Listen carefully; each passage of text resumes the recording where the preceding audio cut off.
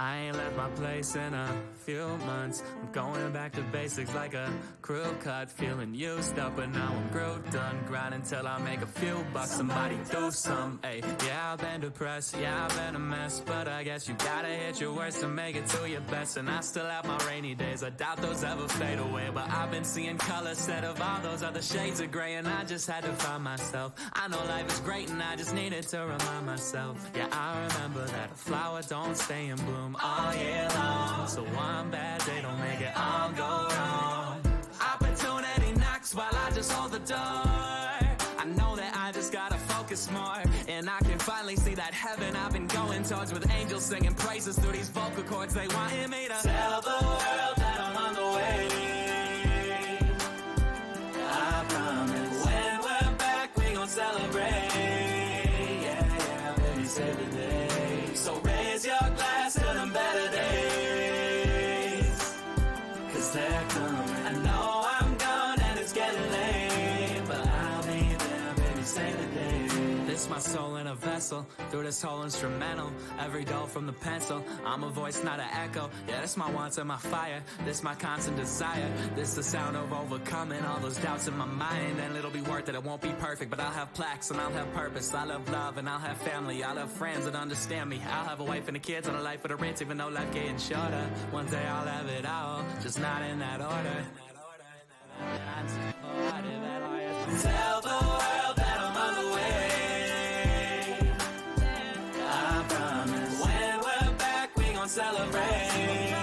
Yeah, save the day. So raise your glass to them better days, 'cause they're coming. I know I'm gone and it's getting late, but I'll be there, baby, save the day.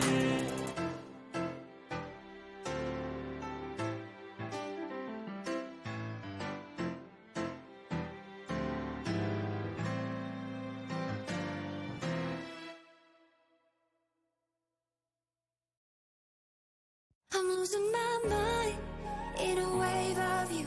Swept me up like the ocean blue. Can't lie, gotta face the truth. I'm falling harder than I wanted to. And they say don't go diving in too deep, but I'm already diving in so carelessly.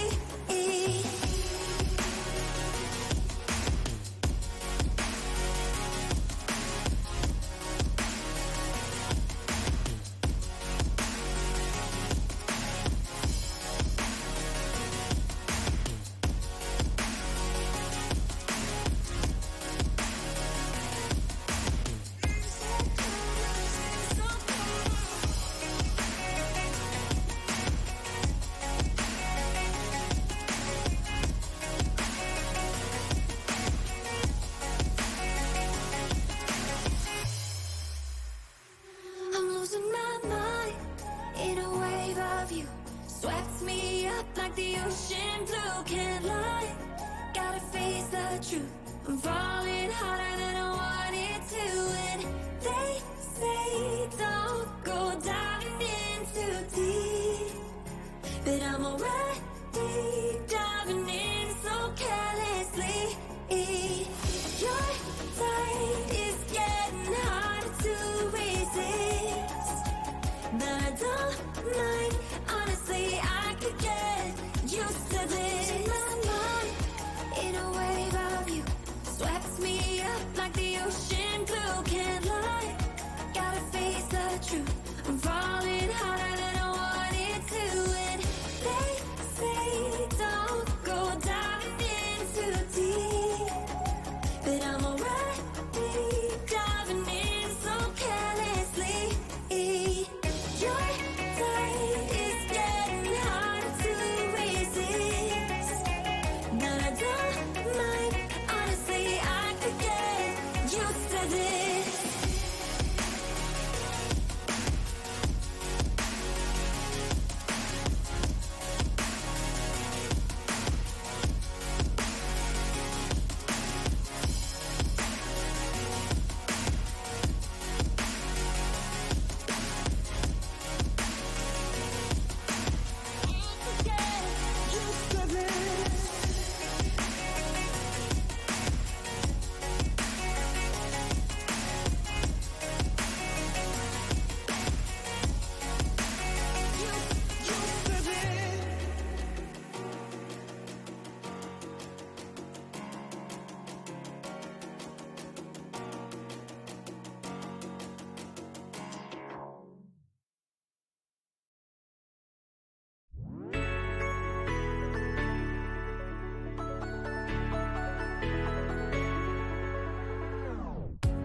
was trying to look back. I'm just trying to move in the shadows. Yesterday, tomorrow, I'm searching for a way. I can't tell the difference between you, between me, and the search for an answer. I can't tell the truth, even though it takes courage to capture a dancer. The things I fear the most, between you, between me, and the search for an answer, are sure to die away, even though it takes courage to capture a dancer.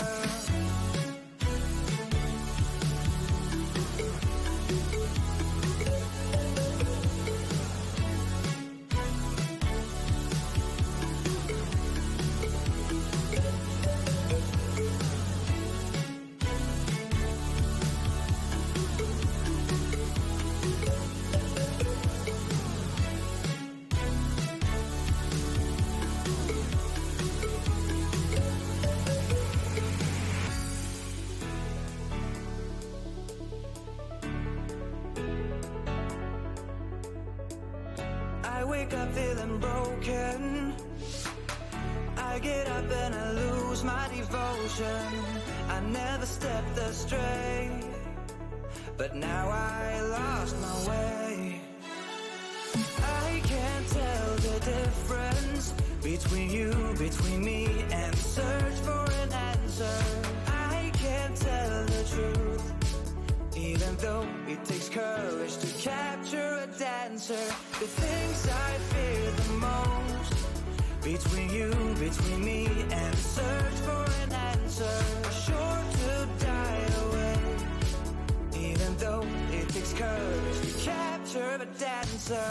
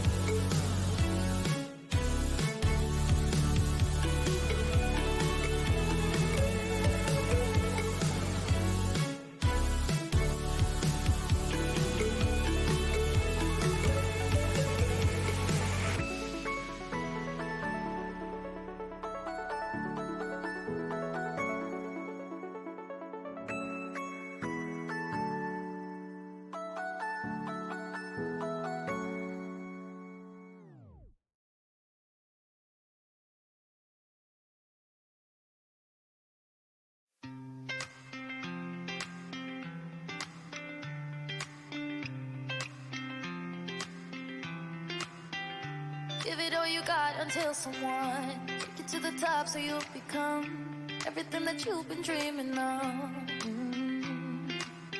Baby, I've been in LA for too long, and I still ain't found a place to call home. Ain't no fun in making it all alone.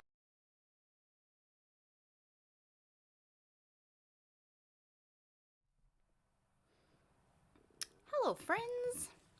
How's everybody today?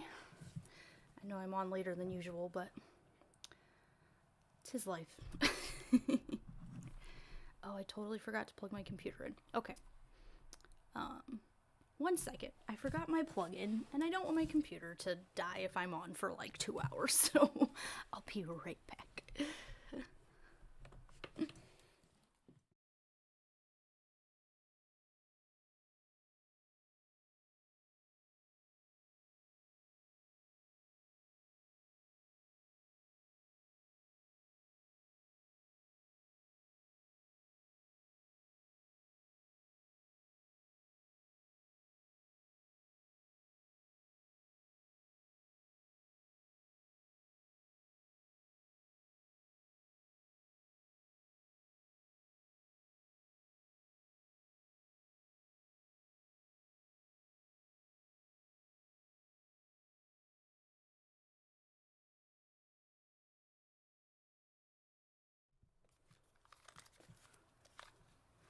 Scatterbrain today. Forgot to plug in my computer. That's fine. Now it's plugged in and we're all good. I'm currently snowed into my house right now, so I'm just like, I'm gonna go stream for a while because I got nowhere else to go. I was gonna stream yesterday, but I was like really out of it yesterday. I don't know what was going on. I just didn't sleep well the night before, so it was like I was really tired yesterday and I just didn't want to deal with life, so ended up not streaming yesterday, but that is okay because I'm gonna stream today. And I think I found a good video for us to watch, so the video today is 5 apologetic questions that every Christian should learn to answer. So I think this should be good because I'm sure a lot of the answers that she's gonna give are not gonna, I don't know. For me, it's really hard because, like, I've been talking to people about how, like, a lot of the answers that Christians give, they're like, they either just go back to, like, oh, well, you know, you have those God works in mysterious ways kind of answers, but then you have, like, just excuses in general to just completely throw you off track and not to actually, like, dive deeper and figure out what they're actually saying during these, like, certain things and when they're talking about certain ideas. So I think that's it's a frustrating thing when you're in the church because when I was a Christian, like, we were just taught that was normal, you know? Like, these are normal answers that you just give when someone tells you something, as opposed to actually diving into them and figuring out if what they're saying is true or if it doesn't line up with reality or if there's something else that we need to look into, as opposed to just being like, oh, well, this is the general answer that everybody gives. So, and it is frustrating. Like, I was someone who completely 100% believes, so, like, I was not someone who ever questioned it, but I think about people in the church that probably do have questions and probably do want to, like, dive deeper into those things, and how frustrating it must be for those people, because instead of getting, you know, answers or, like, actually diving into those things and looking at them critically, like they might want to, like, they're just told, you know, these generalized answers that they're told. And I'm not, well, I'm someone like that now, but I was not someone like that when I believed, so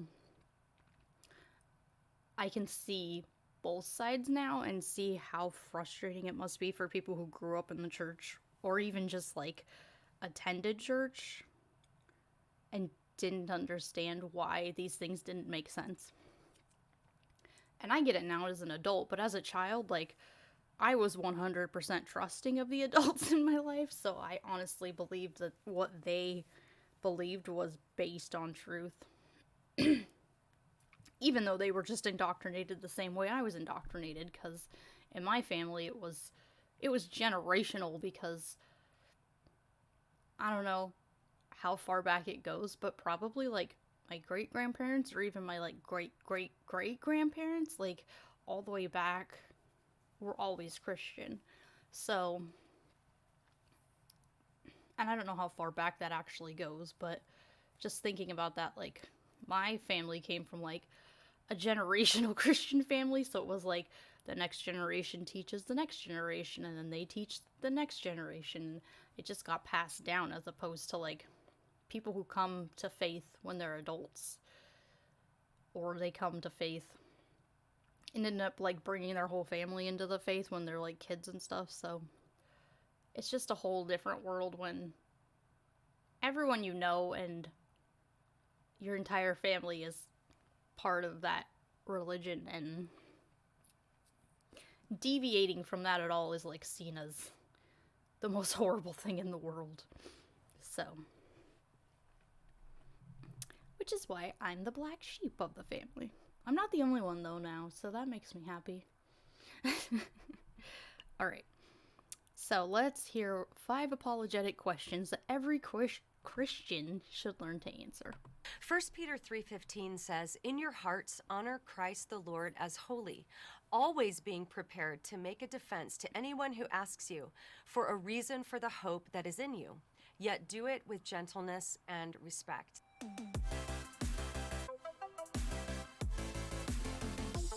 Every Christian is called to be prepared to make a defense for what we believe. And the word that's used here, translated into English as defense, is the Greek word apologia. And this is where we get our English word apologetics. Apologetics just means giving a reason for what you believe. And when it comes to the realm of Christian apologetics, this can span Giving a reason for what you believe. Unfortunately, a lot of the reasons that they give for belief does not line up with reality. And it's hard to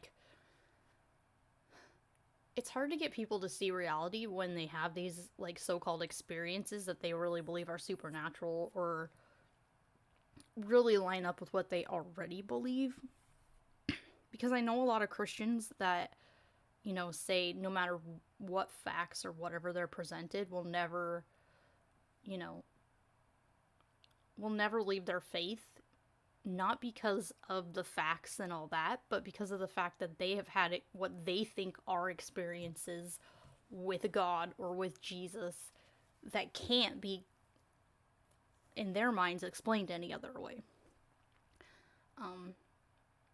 But from my point of view, living in reality, we know our brains just don't function correctly all the time, and we know that people struggle with things and can see things, and different things happen in people's lives that can make them, hallucinate or just have experiences that they can think are connected to their God when it's really just your brain messing with you. But you can't get people who honestly, truly believe that those experiences are God to see it that way, because they already have that bias towards the fact that they believe God exists or they believe that Jesus exists, and it doesn't matter what you tell them because it's never gonna sway them. And they're the ones who are gonna, at the end of the day, everyone has their own opinions and they all have their own, set of beliefs or non-beliefs. But they're the ones who have to step outside of their boxes and look from the outside and go, was this really an experience from the deity that I worship? Or was this something,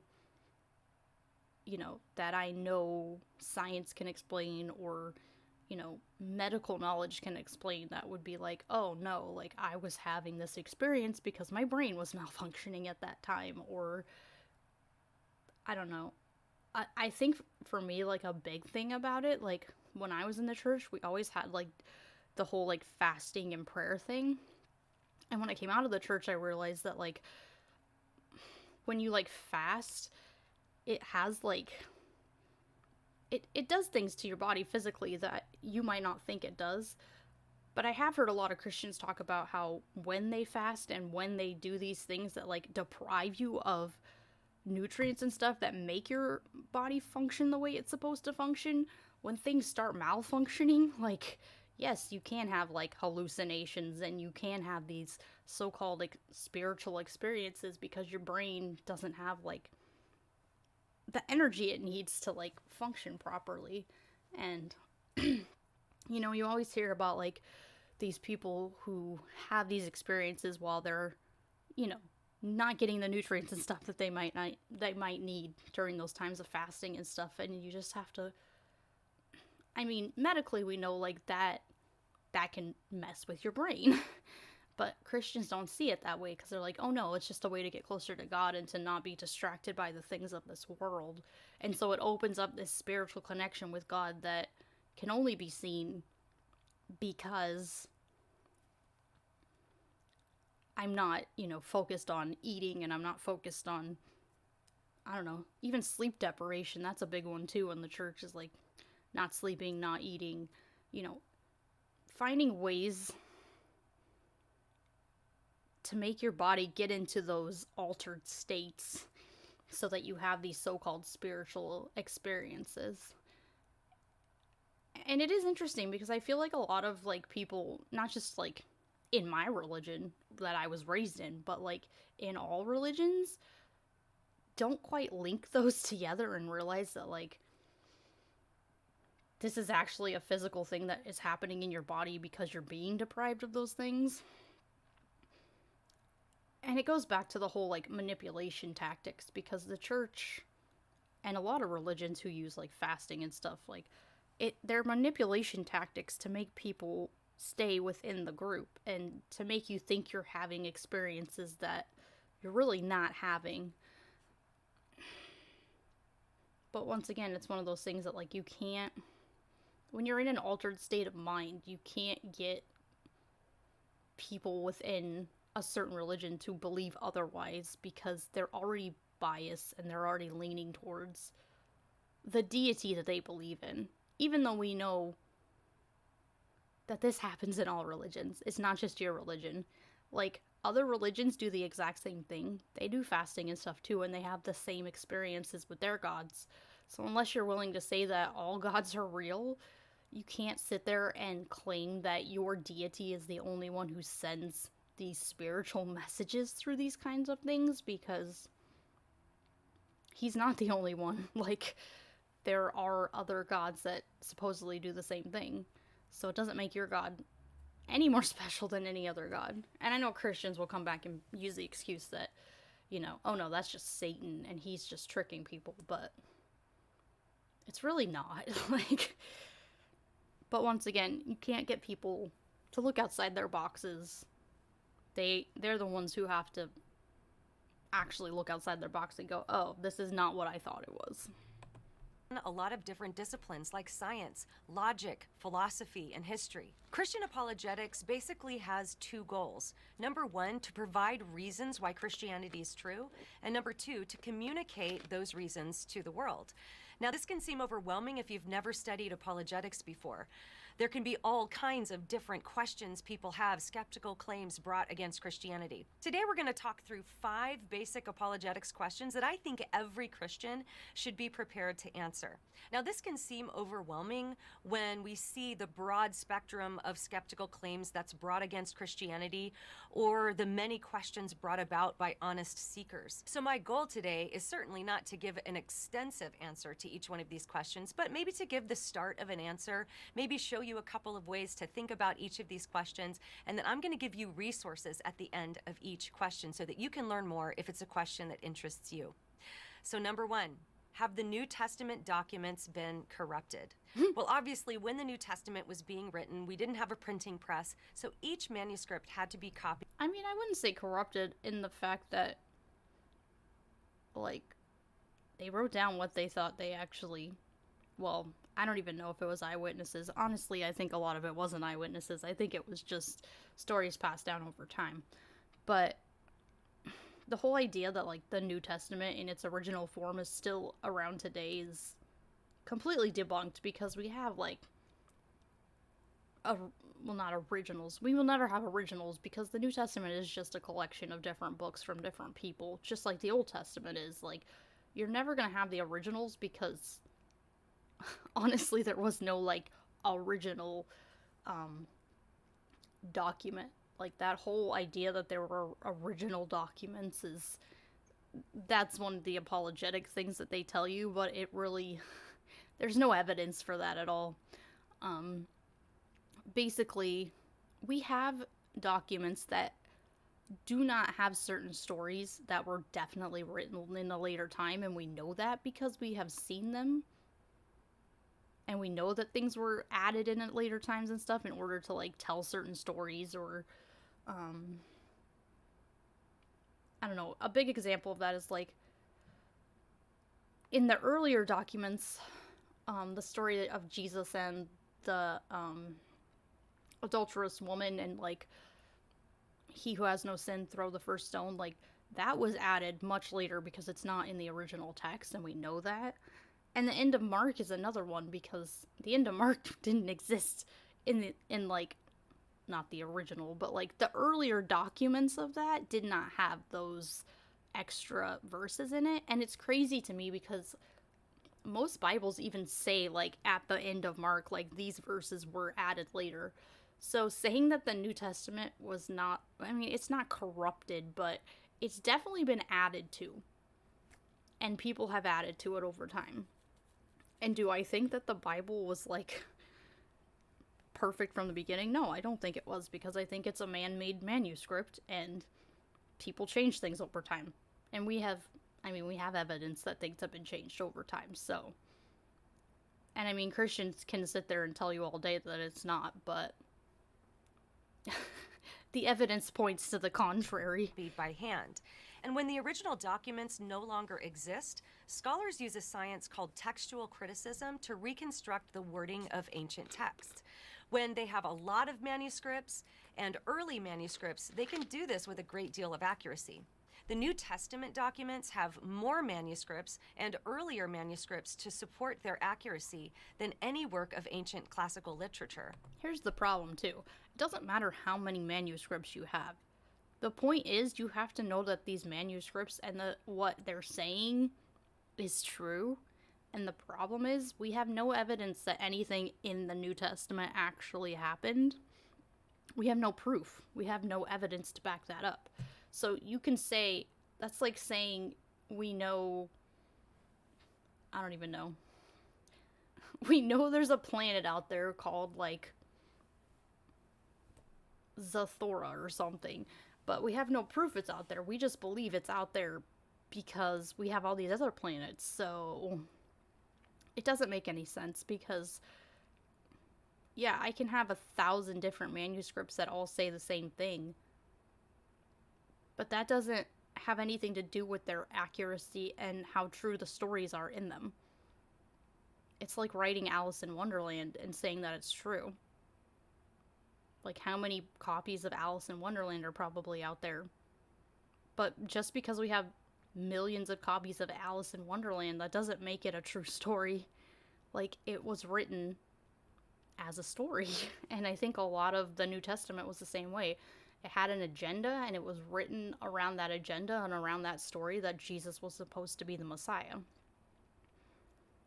Now, we know if we actually study, like, the Old Testament and who the Messiah was actually supposed to be and what he was actually supposed to do, we know that Jesus does not line up with any of the actual messianic prophecies, and that he was simply turned into a Christian Messiah, which is not a thing. Like, it's completely made up. So, but, no, Jesus, in no way can Jesus be the Jewish Messiah, because he failed the moment that he died. But Christians will take that a step further, because they take all of these so-called Old Testament prophecies that really have nothing to do with Jesus, and they try to turn it into this idea that Jesus was the Messiah. And unfortunately, if you actually, like, research it and look into the Old Testament prophecies of who the Messiah was supposed to be versus who the Christians say the Messiah is supposed to be, it doesn't work. And it's never going to work, because it's this agenda push to make someone something that he's not, and that he's never going to be.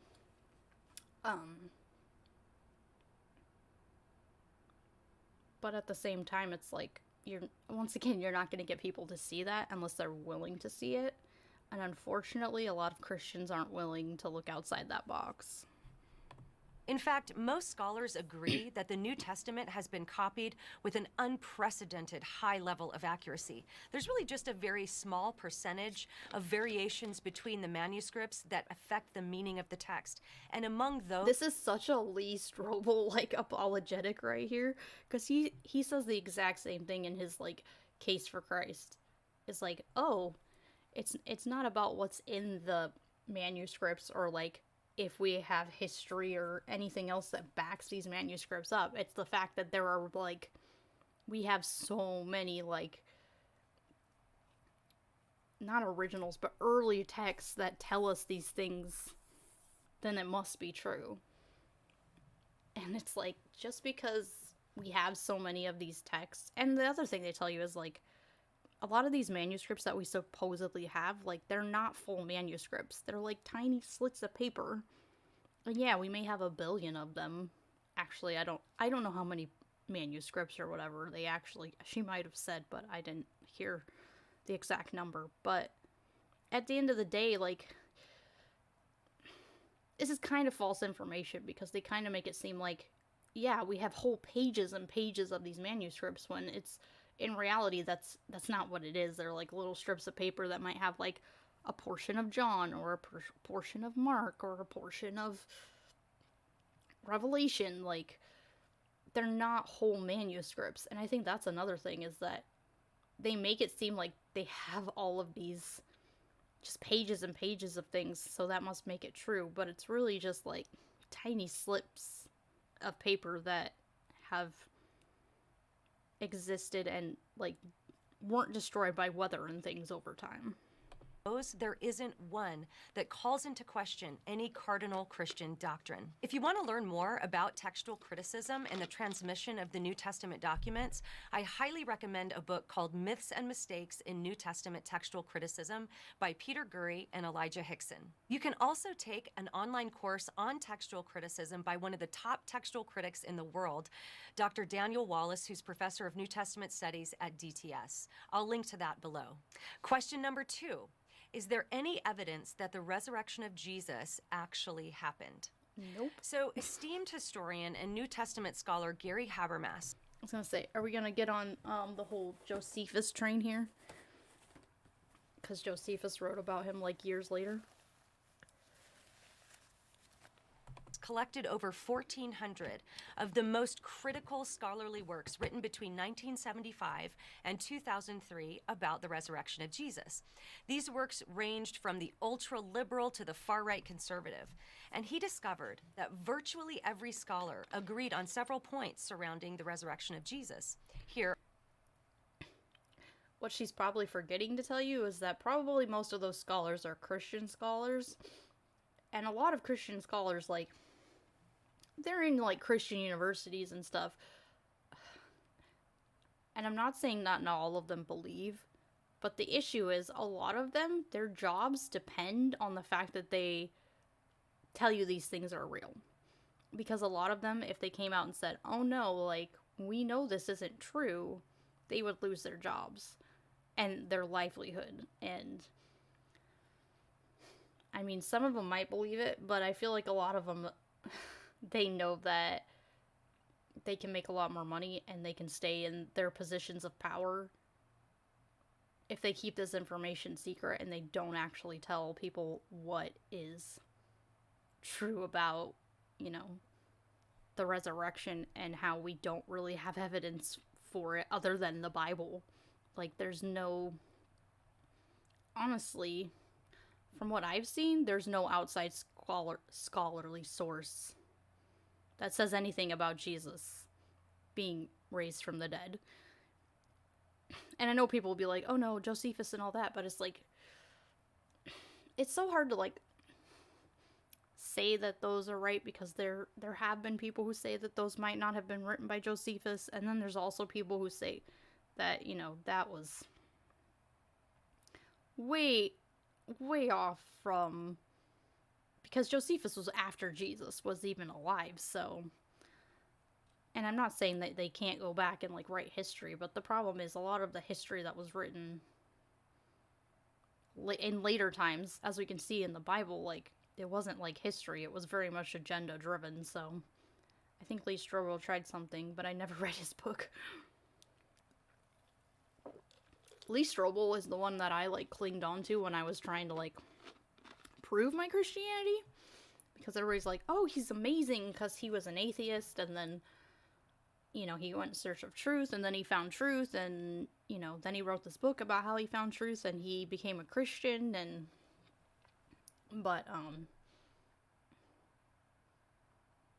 yeah, I don't know, a lot of, it was funny, because I loved Lee Strobel when I was a Christian, because I thought he was, like, a genius, like, oh, he found all this evidence, and he's absolutely amazing, and he knows what he's talking about. But once I looked at, like, the other side and realized that, like, a lot of the evidence that he claimed to have found is really just, like, it's not even evidence, it's hearsay. Most of it is hearsay, and most of it doesn't even line up with what we know about how things were written in that time and how things were passed down, and, like, you know, history was very different in those days than it is now. Like, they would mix a lot of those, you know, myth and history together, and it wasn't supposed to be like, it's not supposed to be an accurate representation of like what actually happened. It was very much written down in this agenda form where they were trying to create almost like their own superhero, but like the superhero was supposed to be like the savior of the world. Excuse me. But it doesn't make it true, and that's the hardest thing to like get Christians to see, is that all this so-called evidence that you claim you have does not make what is written down true.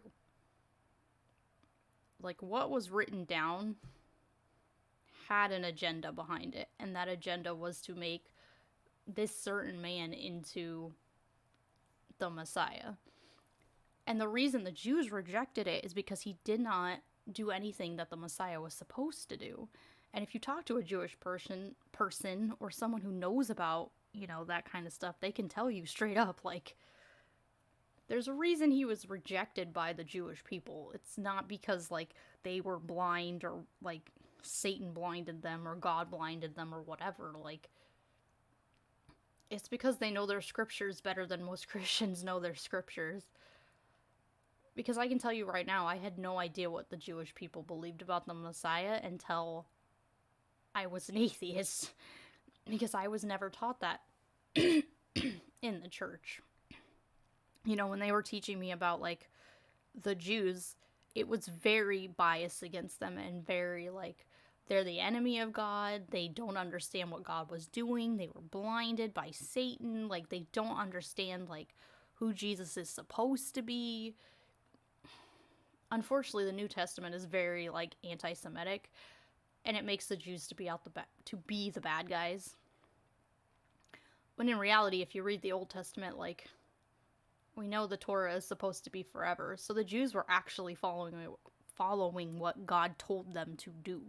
Like, he said he wasn't going to change that law, and that it is forever, and that was a binding covenant between him and his people. And if Christians, like, read that and actually understood that, and understood, like, God's not going to change his mind on that kind of thing, then everything you believe and everything that the New Testament says is completely bunk. Like, it can't line up with the Old Testament. And I know there were some early, like, church fathers that actually tried to, like, basically get rid of the Old Testament in general, because the Old Testament completely contradicts the New Testament, so. And you can't, like, it doesn't work together if you actually read it and you actually know, like, who the Old Testament God is versus who the New Testament God is supposedly supposed to be. But, you know, most Christians don't read their Bibles.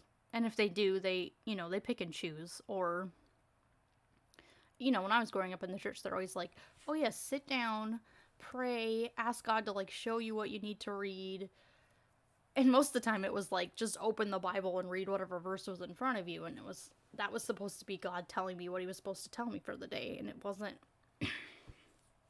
Or like having a devotion and just reading that certain passage with the devotion. It's very cherry picked and very, like, read these verses, but don't read them within the context in which they are supposed to be read.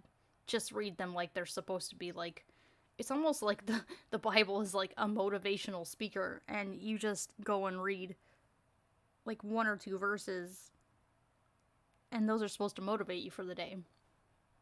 But the problem is you completely lose the context and the ideas behind those verses and what they actually are talking about, because you're not reading it, you know, in its entirety. You're just reading the certain ones that you want to read, and then you're like, oh yeah, I can do all things through Christ who strengthens me.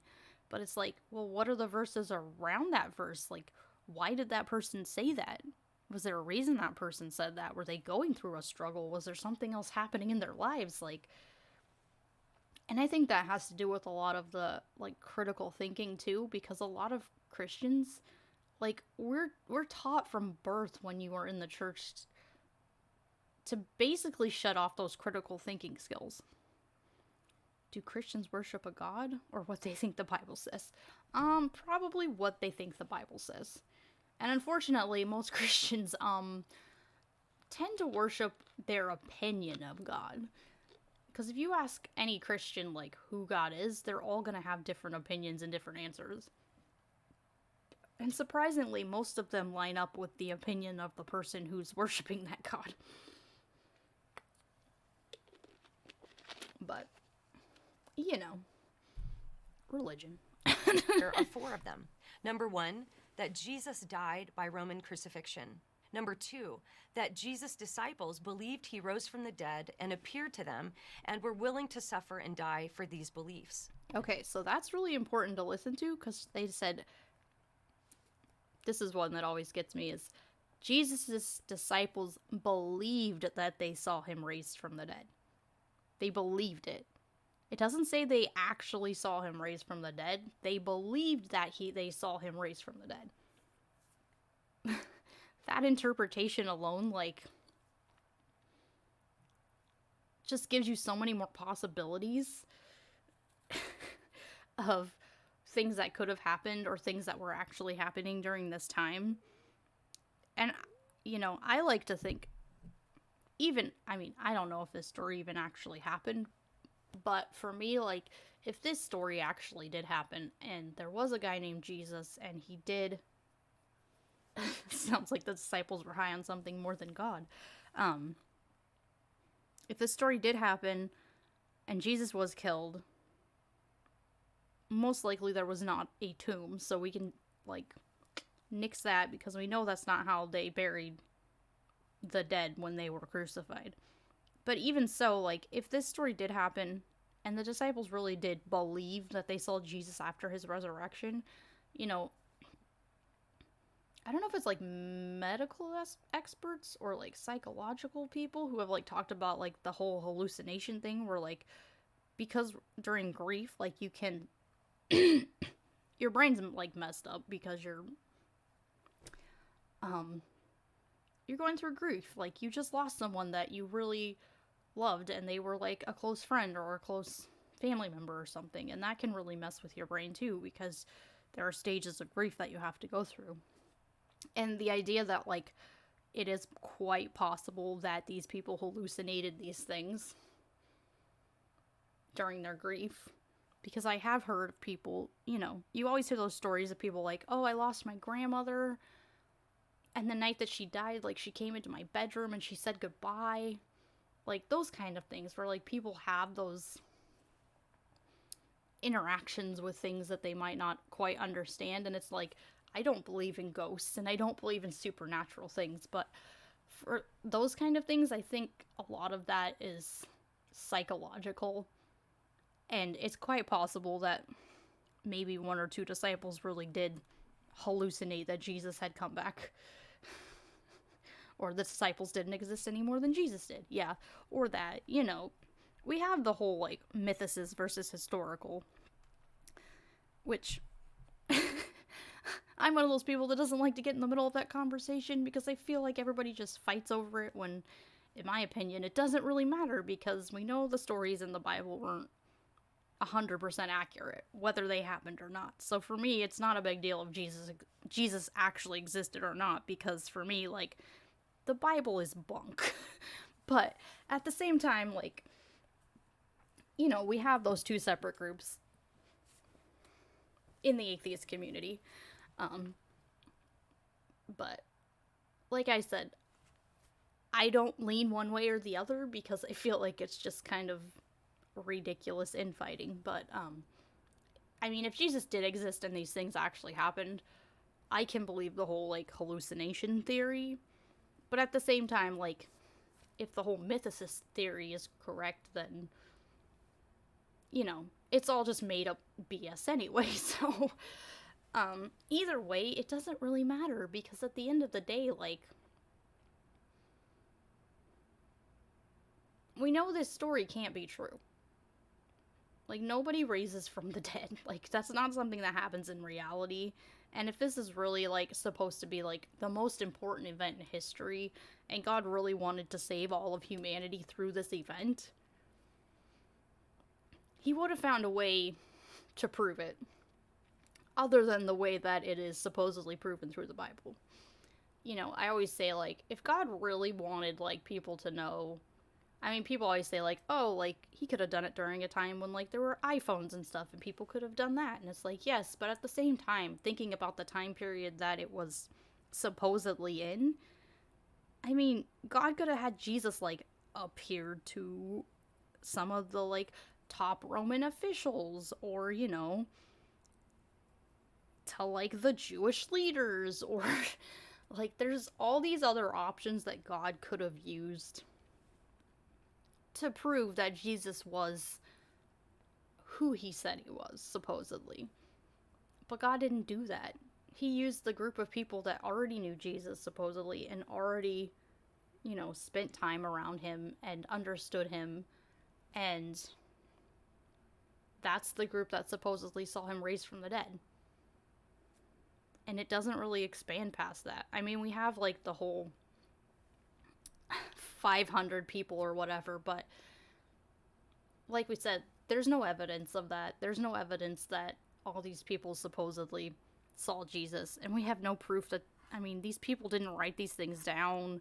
They didn't provide, like, addresses to their homes or anything. Like, the complete lack of evidence just makes it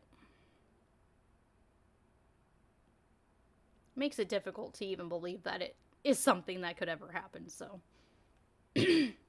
God should know exactly what it would take for me to believe he exists, and he hasn't done it. His omnipotence is slipping. Yeah, it is. I don't know. And it's hard to, like, I guess for me, like, Christians, like I said, they live in this box or this bubble, and they only apply, like, these apologetics to their own religions. But if they applied these apologetics to, like, any other religion, they would work just as well, because it's basically just faith and wishful hoping that the things that they claim are true actually happen. And unfortunately, like, that's not how reality works. Like, and if you can't apply the apologetics you have to, like, other religions, then your religion is no different. Because at the end of the day, everybody's going to have their own apologetics and their own reasons to why their religion is the one true religion. When in reality, we have no proof that any religions are true. We have no proof that supernatural things exist. We have no proof that people raised from the dead and that miracles happen. And, you know, I'm someone who likes to live in reality. And, you know, as someone who was raised, I mean, I was raised in a Pentecostal church. Like, people were speaking in tongues every week and dancing up and down the aisles and, like, interpreting tongues. And it's just crazy to me that, like, all these things happened when I was a kid, and never once did I go, this is, like, crazy and insane, and this is not how the world actually works. And these people are just BSing through life. And it's sad to me, too, because I think about those kind of things when I was a kid and just be like, I do wonder how many people legitimately think that what they believe and what they are doing is BS, but they continue to do it anyway. And how many people, like, know it's, like, not real, but continue to do it. And how many people actually believe it, even when they don't have any evidence to back it up. And the problem with Christianity is you don't know who is BSing and you don't know who isn't. Like, that's the biggest problem, is, like, when I was in the church, like, I never doubted that anyone else in the church, like, didn't believe the things that they were telling me, and that they didn't believe that what they were saying wasn't true and stuff. But now being outside the church, it's like, how many people use this just to make a living, or just to, like, control other people? As you think about people who, like, they love control and they love power and they love money and they can't get it any other way, so they just, you know, do this because it's the only thing that they know they can do and they can get away with it.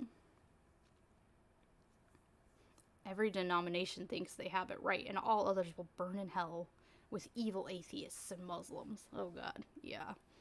It's true, like, all the denominations. And they all have different, like, ideas on what they think salvation is. And even, like, heaven is, because, like, as a Pentecostal, we were always talking about, like, oh, we're gonna be dancing, we're gonna be singing, we're gonna be speaking in tongues, like, this is gonna be awesome. But then they always, like, made fun of the fact that it's like, oh, and that, like, the Baptists are gonna be hiding in the corner because they're gonna be scared of us Pentecostals who are, like, crazy over here dancing in the aisles and speaking in tongues and being like, what is wrong with those people? Like, but it's true. People have such a different idea of what Christianity is. And me coming from different backgrounds, you know, starting as a Nazarene and having, like, grandparents who were raised Nazarene, and then ended up changing to, like, Pentecostal when I was a little bit older. Like, yeah, I see those differences, and I know the differences between these denominations. But for me, it was like, I didn't really see a problem with the way that people express themselves to God, because for me it was like, oh, this is just a different way that people express themselves to God. But then it was weird, like, towards the end of like my Christianity, when I was in a non-denominational church, and hearing, like, the church leaders talk about, like, how they don't respect Pentecostals and they don't think that they're really Christians because, you know, speaking in tongues and dancing up and down aisles and stuff is, like, the work of the devil. Like, my brain just couldn't wrap around those ideas, because I had been raised that way. And to me, like, that was no different than being in a non-denominational church and just believing that Jesus saved me, and, you know, saying that he's God, like, means I can go to heaven. But they were very anti-Pentecostal anything, and it was so interesting to me that, like, they would say that kind of stuff and just be like, we don't respect those people because they don't worship the way we worship. And it's like, okay, but they don't think what they're doing is wrong either. They think that that's the power of God flowing through them, and that, you know, as a Pentecostal, they always talked about, like, well, David danced before God, so, like, why can't we dance before God? And why can't we, you know, God said that some people will have the power to speak in tongues. Like, for me, it was just a different expression of faith. And hearing other Christians be like, oh no, that's not Christian, that's satanic. It was like, okay, so you're literally standing in front of someone who was raised Pentecostal and you're telling me that what I was raised in is satanic. Like, it's just weird. And my grandparents are kind of the same way. Like, I've tried to explain, like, the speaking in tongues thing to them because they're Nazarene, and they're just like, they don't want anything to do with it. Like, they're like, they think it's odd, and, like, that's not, it's just not something they're used to. And I don't think there's anything, I mean, I think it's BS. Now that I'm an atheist, I'm like, I don't think speaking in tongues is actually anything. Even though I grew up in that whole culture, and, like,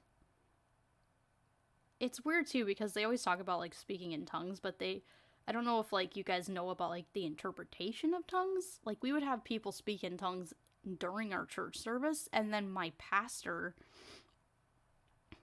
would interpret what those people were saying, because it was supposed to be, like, a language from God.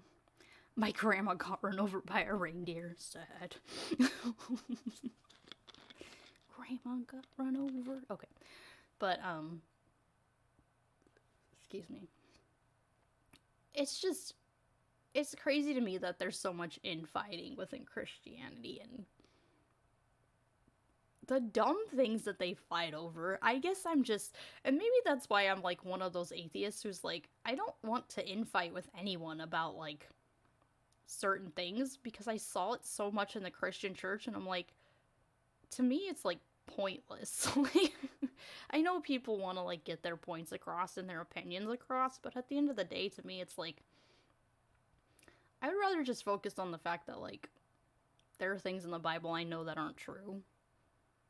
And, you know, there are things in the Bible that I'm never going to know the answer to, but to me, fighting about it doesn't really do anything, in my opinion.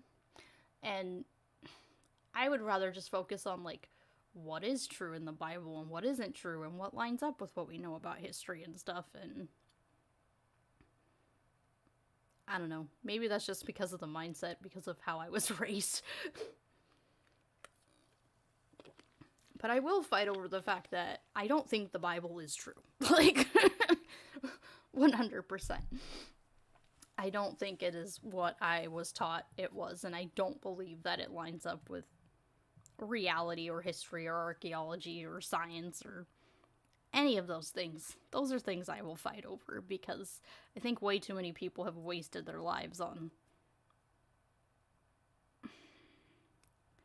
religion in general, and just how it completely destroys people's lives for no reason, and it gives them a false sense of hope, and it keeps people distracted from, you know, the reality that we actually live in, and how, you know, we need to unite as humans and focus on humanity and focus on what we have now and here, because at the end of the day, I don't think there is anything after this, and we need to be people together and work together and be humanitarians. Quit worrying about, like, this false sense of eternity that's gonna, like, supposedly happen when you have no evidence to back it up. Because it's just a waste of your life. Number 3, that the church persecutor Paul suddenly became a Christian after having an experience that he believed was the risen Jesus. Number 4, the brother of Jesus and famously skeptical James was suddenly converted after he believed he had seen the risen Jesus. Habermas also noted that somewhere around 75% of scholars also agree that Jesus' tomb was found empty. The best explanation of these minimal facts is that I do believe that Habermas has gone back and said that the whole empty tomb thing has been, like, he took it out of his writings and stuff, because we know that, like, historically, people who are hung on crosses were not buried in tombs. They were just thrown into mass graves. And so, because of this historical fact, and that it's been brought up over and over and over again, and how we have absolutely no evidence that Jesus was buried in a tomb, I'm pretty sure he took that out of his books and out of his, like, minimal facts stuff. I've heard other people say that he has completely done a 180 on that, and he doesn't talk about, like, the empty tomb anymore, because we know that realistically there probably wasn't actually a tomb. Like, that was probably a later development or something that was written later. So if we take that out of there, those, and I don't know, the minimal facts thing is BS too, because once again, it hinges on the whole fact that any of these things actually happened or not, which, once again, we don't have proof that any of this happened, and we don't have proof that any of it didn't happen, so the lack of evidence is the problem, and Christians can't seem to grasp that. Like, to them, having, like, very tiny bits of evidence is enough, or it's like, in the skeptical world, that doesn't fly for anyone. Like, we have to have, like, legitimate evidence, not just these supposed hearsay things that people say. Jesus was, in fact, resurrected from the dead. If you want to learn more about the evidence for the resurrection of Jesus, I recommend a book called The Case for the Resurrection of Jesus by Michael Licona and Gary Habermas. If you want to go a little deeper, you can pick up N.T. Wright's The Resurrection of the Son of God. Okay. The first two apologetics, whatever they're called, I'm not a fan of those two. I do have to say I have a little bit of a soft spot for N.T. Wright because he was one I read too when I was like still trying to like figure out if I was gonna stay a Christian or not. And yes, I know he's an apologetic, and he actually, like, I think he actually believes what he writes about. But I think N.T. Wright, I feel like N.T. Wright does a better job than the mainstream apologetists. I don't know what they're called. I have an N.T. Wright book. I can't remember what it was. Anyways.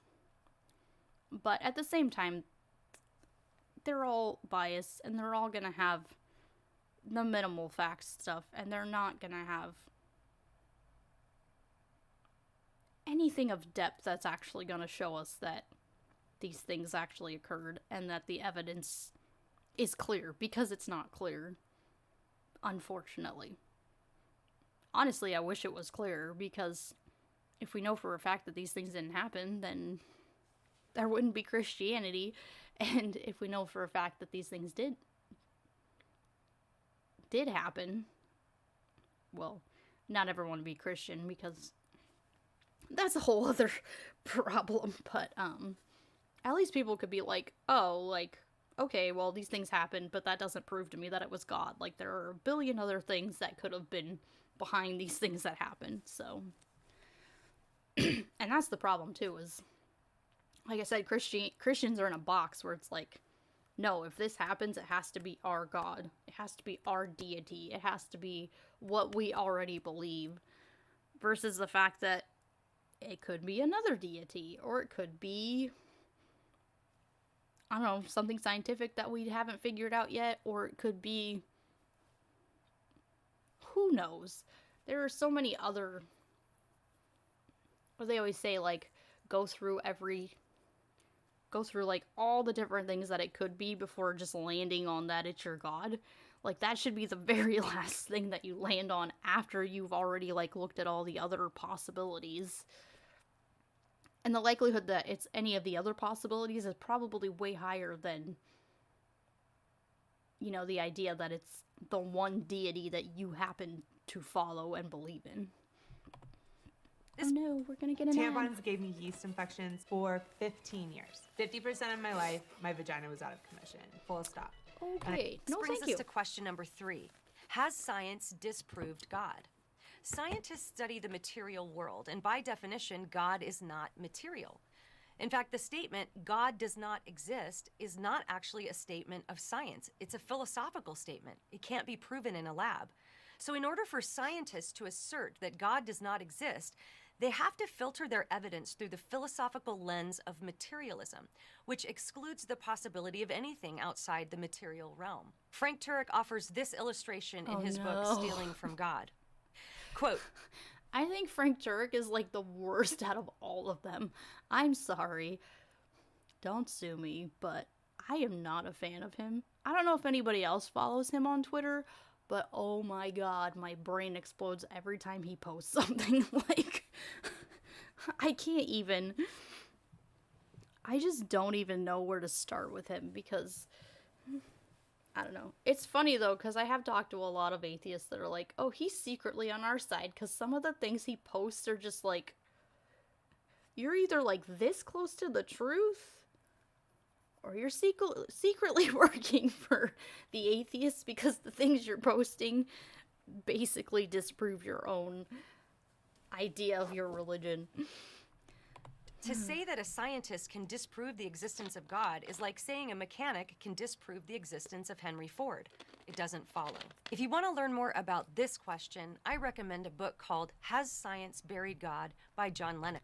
I mean, a mechanic, if they did their own research, then yeah, they could definitely figure out if Henry Ford was real. That's a really dumb quote. I'm sorry. It's very different to take, like, realistic things and put them together and put two things that aren't realistically able to work together. I'm sorry. I will never understand Frank Turek. That is definitely one that I would always, like, if a Christian asked me about apologetics, like, I'd be like, stay far away from him, because... You can also check out reasons.org and discovery.org. Question number 4. Does the Bible condone slavery? When Americans hear the words... I know. Yes. Slave, we think of the abuse and forced labor of African Americans in the antebellum South. But when Here we go. We're going to talk about indentured servitude and how it wasn't really slavery and how people were actually treated right and not treated like shit. Which, again, it's a BS argument because we know that's not true. we look to the Old Testament system that God instituted, the Hebrew word ebed, which is often translated as slave in English, did not carry the same negative connotation it does in our modern context. So, Well, here's the problem. Okay. So for, like, the slavery stuff, those, like, laws that, like, you can't, like, harm other people or whatever, like, those just lined up with the Hebrew slaves. It didn't line up with, like, foreign slaves and slaves taken, like, from, like, wars and, you know, things like that. That was only for the Hebrew people that were Hebrew slaves. Like, anyone else, these things didn't apply to. So, the foreigners and, like, the people that were, like, taken as slaves from, like, war and stuff, they were treated however they wanted to treat them because God didn't give them, like, the same rules that he gave his own people. So, yes, people were treated horribly if they were not a part of the tribe originally. And I'm sure she's gonna go on to say, like, oh no, like, everyone was treated equally, they were all indentured servants, like... This is the problem with apologetics, is that it's all BS and excuses to make their book something that it's not, and to make it seem like God actually cared about everyone, and it's not true. Like, the Old Testament God flat out says, like, the Israelites are his people, and those are the people that he has chosen. Like, white American Christians are not God's chosen people. Like, we're probably the farthest thing from what the God of the Old Testament wanted as a chosen people.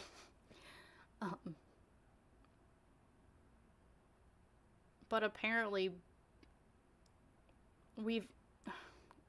Americans at least have latched on to this idea that America, and if you're an American and you're Christian, then you are on the side of the Almighty God, and he's going to save you and your family, and you have to do everything his way, and then America's going to be this great, amazing power and, like, rule the world forever because we're on the side of the one true God. And that's where the whole, like, nationalist idea comes from, because Christianity is very wrapped up in this whole, like, American nationalism idea. And it's horrible. I hope not. She's buried 700 miles away from here. Oh my goodness. That would be a long walk. But, yeah, if you're not American and you don't know, like, American nationalism and Christianity very much go together. Like, I went to a Christian private school most of my life, and it was drilled into our heads, like, we're supposed to, like, respect the flag and say the Pledge of Allegiance and say the pledge to the Bible and say the pledge to the Christian flag, and, you know, basically be okay with being, like, this superpower that goes to war and just, like, is in control of everyone and everything because we're on the right side and we're on the good side, and that is the God of the Bible. And we're supposed to be like these world police people who just keep everyone else in check all the time. And it's really gross because it's not about like caring about, it's not even like caring about other people in your own country. It's very much caring about like, we need to be at the top, we need to be the top dogs, and we'll be the top dogs as long as we keep following God's word. But the second that we turn away from God's word, like, he's gonna utterly destroy us, and America's gonna be gone forever, and the world's gonna fall apart, because apparently, like, America is, like, the shit, and everybody else just sucks. And I don't know. It's this horrible nationalist idea, and it's disgusting, and I don't like it, and I'm really frustrated that I was raised in it. But once again, as an atheist now, my humanist side comes out and goes, this is not cool. Like, people are people. You should care more about people than about, like, national identities and stuff. But that's just how a lot of the Christian mindset works. And unfortunately, I just happen to live in the country where, for some reason, it's horribly overused here.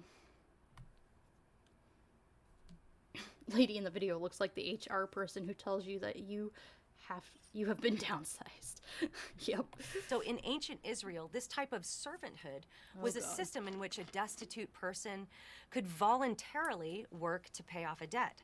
Although it wasn't a perfect system, they were given food and shelter, legal rights, and protection from physical mistreatment. Okay, but that was only for the Hebrews. It wasn't for anyone else, and that's the problem. After 7 years, they were released from their debt and servitude and given a generous gift of flocks and wine and grain.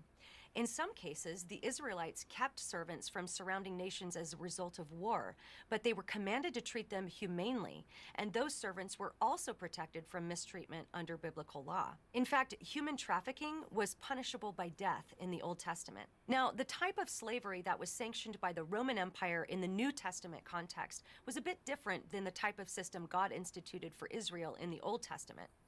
But it's interesting to note that nowhere in the New Testament is this type of slavery condoned. In fact, anywhere from 85 to 90% of the Roman population were slaves, and encouraging. I mean, I do remember it saying somewhere in the Bible that, like, slaves are supposed to obey their masters in, like, the New Testament. And I don't remember if Jesus said it. I don't want to say Jesus said it if he didn't, but part of me thinks it might have been him. Slaves to rebel against their masters would have meant execution or branding. Instead, the Apostle Paul taught that slaves were on equal terms with free people in the eyes of God, and encouraged change beginning in hearts. This radically countercultural teaching began to play out in history and would eventually inspire people like John Wesley and William Wilberforce to oppose modern. If they got married while a slave, they got pierced with an awl in the ear, I think. Free plastic surgery. Yeah. Also, if they got married, only the male slave could go free after 7 years, and the female and the children had to be, like, they had to stay with the slave master for the rest of their lives. And that's how they kept the male, because if he wanted to stay with, like, his wife and kids, he would have to be a slave for the rest of his life. Like, that was a way that they got around with, like, keeping people as slaves. Lies, she speaks lies. Yeah, unfortunately. The problem is, like, I feel like a lot of people... Free childcare! Yeah. Not the best type of childcare. Only if you want, like, child labor childcare. No thanks.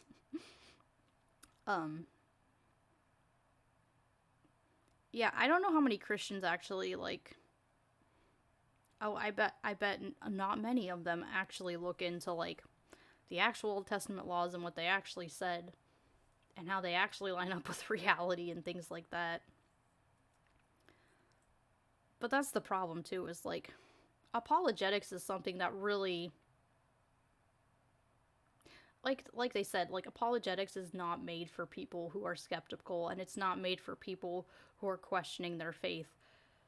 It's made for people who already believe and need something to make them feel good about their faith and make them feel like what they believe is true. It's like, it's this fake, like, bias thing that makes you feel like, it makes you feel better about what you believe. Like, it's not there to make you question. It's not there to make you, like, look into the actual facts and, like, learn about the culture that this came out of and how things actually were back then. It is 100% made to make you feel as a Christian that what you believe and why you believe it is okay. And it's to boost your confidence in your religion without making you think too hard. Because if you don't have to think about these things and you just read books from people who claim that they have spent, you know, a lot of their years and their time looking into these things, and you already believe it, like, yeah, it's gonna make you feel amazing, because it's like, oh, these people, these scholars, which most of them are Christians, and like I said, don't want to lose their jobs at their universities and stuff, regardless if they actually believe or not.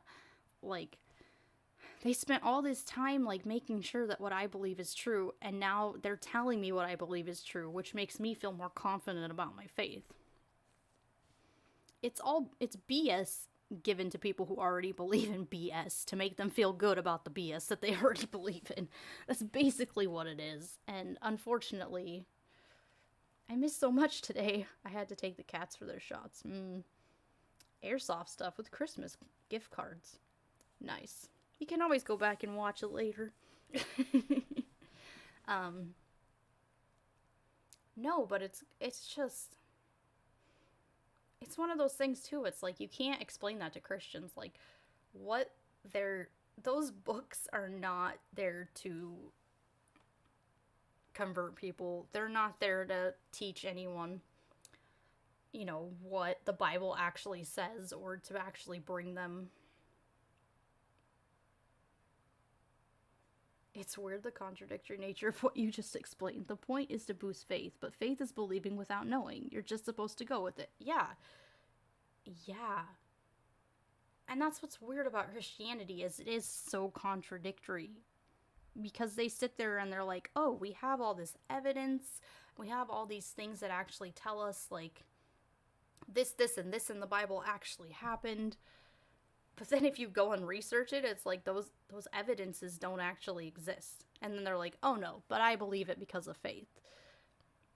And that's the thing I didn't get being raised in the church, is because I honestly thought that you just needed a little bit of faith. If you need that content to reaffirm your beliefs, then you are in fact doubting. So this is made for people who are questioning, not just questioning enough to do anything about it. Yeah, when I was in the church, I always thought, like, you just needed, like, a tiny bit of faith, because for me, like, faith was, like, it was the fact that I thought that there was evidence that backed up the Bible, you know, historically, scientifically, archaeology, I can't say that word. I really believed that there was evidence to back up what I believed, and that the faith part for me was that I just had to have faith that God could do something that was impossible, like miracles, or like Jesus being raised from the dead. Because for me, the faith part was like, oh, well, the Bible's backed up by science, and it's backed up by archaeology, and it's backed up by science, but God wants me to have faith in order to, like, believe that Jesus did these miracles, because that's not something we see every day. Or God wants me to have faith to believe that, you know, he raised Jesus from the dead, because, you know, God is all powerful. But at the same time, I have to have faith that, you know, God really can do that kind of thing. And that's what I believed when I was in the church, is that I have evidence to back up what I believe, but I have to have faith to believe in, like, the supernatural stuff, because I don't see that kind of stuff every day. So for me, that was what I thought it was. And then when I went on my search to like find truth and to make sure that what I believed actually lined up with reality, which I've told my story a billion times on here, but if you know, like, my entire like journey to atheism did not start out with like, I'm gonna be an atheist. Like, no, my journey started out with, I'm gonna prove my faith is real, and I'm going to bring someone I love back to the faith because they left the faith. Like, the entire motive was to show someone that I thought was going to hell that God is real and they need to come back so they can go to heaven. But my journey took me elsewhere and really showed me that all the evidence that I was told growing up that backed up the Bible didn't actually exist. That the supposed eyewitnesses that I was told were there, we have no idea. And now you're both going to hell. Mission failed successfully. Yeah. Yes, now we're both going to hell. Yeah, for me it was like, I found out that a lot of the stuff in the Bible was hearsay, or it was just like passed down through like tradition, and it wasn't actually like eyewitnesses. And then I started digging into like the Old Testament and, you know, prophecies, and how there were things in the Old Testament that, you know, there are failed prophecies in the Old Testament, and there are failed prophecies in the New Testament. And I don't know, it just started slowly over time, it started breaking down.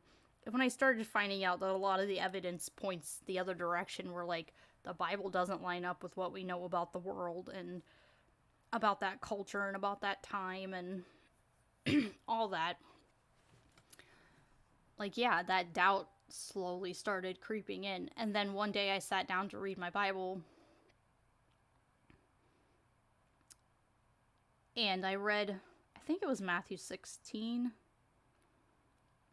I used to know it by heart, but now I can't remember because it's been like 4 or 5 years. But I sat down and I read the verse where Jesus said he was going to come back before his disciples died. And, you know, I looked into all the apologetics, and I looked in, I don't know, into all the ideas that people said, and none of it made sense to me. Like, I sat down and read it, and I was like, no, that's not what this says. People are twisting words because they don't want to believe that Jesus said something that didn't come true. And, you know, they always say there's like this moment where that, you know, that switch turns on, and you can't turn it off once it's on because you can't go back. Like, the light is on and I can see now. And once I saw that, and I took those God glasses off, and I realized that I had been lied to, and that most people in the church were indoctrinated the exact same way I was indoctrinated, like, I knew my time as a Christian was over. And now, like, none of the apologetics work on me, and, you know, a lot of the people that I talk to in the atheist community, like, I get it now. I understand, like, we're skeptical because the things that we were taught just don't line up with what we know about reality and what we know about the Bible, and we can't go back. And that's really hard to explain to, like, when you come from a Christian family, and they are all just like, this is a phase, you'll come back, like, your husband will come back, your kids will come back, like, and it's hard to tell them, like, this is not a phase. This is legitimately where I'm at, and it's never gonna go back because of what I know. Do you remember your last day ever in a church? I don't remember my last day ever. Actually going to church. But I still go to that church every week because I'm the janitor at that church, and I'm still the janitor at that church. But I blast secular music and scream it at the top of my lungs while I clean, so, you know. Whoever watches the security videos probably thinks I'm crazy, but, yeah. I don't remember my, like, actual last day, but I think it was around Mother's Day, like, 4 or 5 years ago. I do remember the Sunday that, like, my husband and me sat down and talked about going and talking to his parents, because it was like, do you sing Highway to Hell? Sometimes I do, when it's, because I just put my headphones in and blast my Spotify, so while I'm cleaning. I sing all kinds of songs. And you know, I sing songs even if they're cussing and stuff in it, and no one has said anything to me, because there are definitely, like, I mean, there's video and audio in that church, so if anybody watches those videos, they're probably like, oh my god, what is wrong with her? But, no, I remember, like, I didn't go to church for, like, 2 weeks, and the church we went to was, like, my ex-in-law's church. I guess I can say ex now, even though technically, I'm not gonna technically be divorced till June, but, my ex-in-law's church, so I hadn't gone for, like, 2 weeks, and they texted me, and they're like, what's going on? Like, you haven't been in church for the last 2 weeks. And, like, my husband had left a year earlier, so, like, they had gone through this whole thing with him because, like, he just stopped going to church. But, yeah, so they texted me, and I was like, yeah, Brody and me need to sit down and, like, talk to you guys about, you know, life. So, like, my ex-husband and I, like, sat down and we're like, okay, we're gonna go over there and we're gonna talk to them and tell them, like, we're not gonna go to church anymore. We're not gonna teach the kids, like, the Bible. We're not gonna, you know, we sat down and we talked about all these things.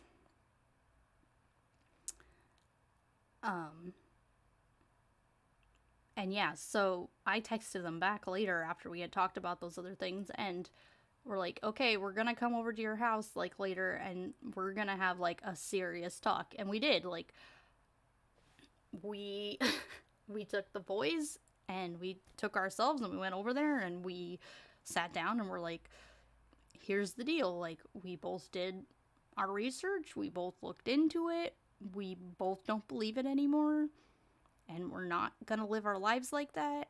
And then we got into the whole, like, we don't really want you telling the boys about it, and, like, you know, setting up boundaries, because, like, we're like, you know what, if they ask you a science question, don't just say God did it, because that's not how we want our kids raised. Like, if there's a science question and you don't know it, like, please Google it and tell them, like, what you know through Google or whatever, like, or just tell them to come to us, because we really don't want that in our lives, and we don't want it in our children's lives. And